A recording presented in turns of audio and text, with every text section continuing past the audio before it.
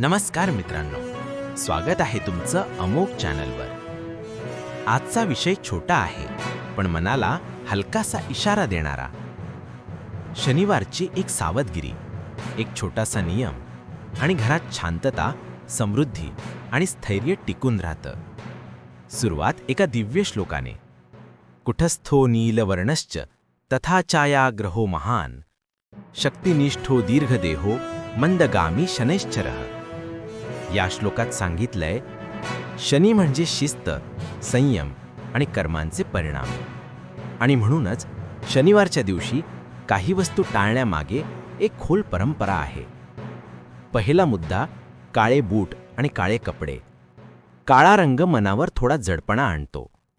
शनिवारच्या शनी ऊर्जेसोबत तो मिसळला की मन अस्थिर होऊ शकतं, असं लोकमान्यता सांगते।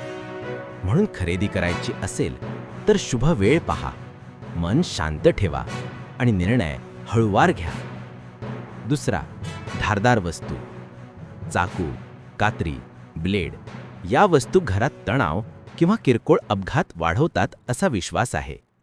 विशेषतः भेट देताना हट्टाने न देता थोडा संयम ठेवला तर अधिक शुभ मानलं जातं। तिसरा, मीठ। मीठ म्हणजे घरातील नातेसंबंधांना जोडणारी हलकीशी गोडी।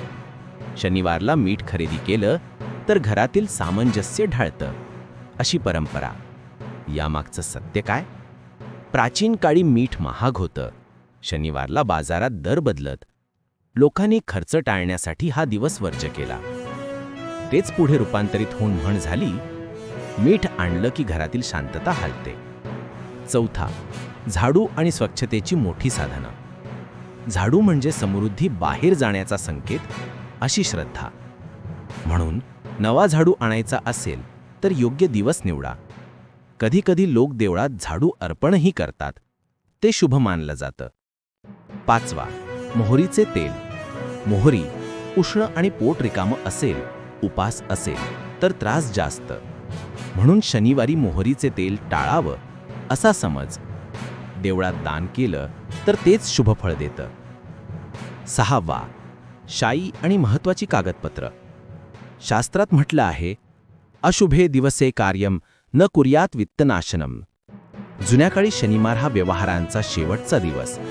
शाई महाग आणि घाई जास्त, चुका घडायच्या, म्हणून म्हण निर्माण झाली, शनिवारला सही नको। आणि शेवटी काळ्या रंगाशी संबंधित इतर वस्तू। समतोल ठेवा,